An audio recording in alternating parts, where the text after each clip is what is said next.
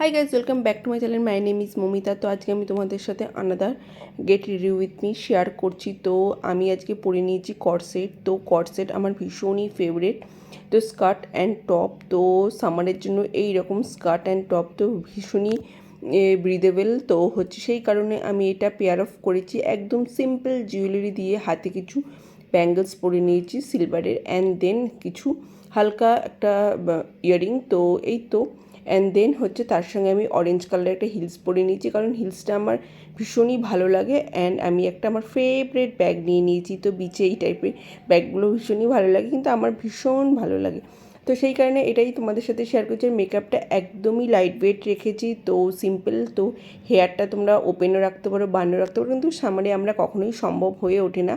তো আমি হালকা করে গুটিয়েই রাখি স্পেশালি। তো বেশিক্ষণ তো চুলটা ওপেন রাখা সম্ভব নয়।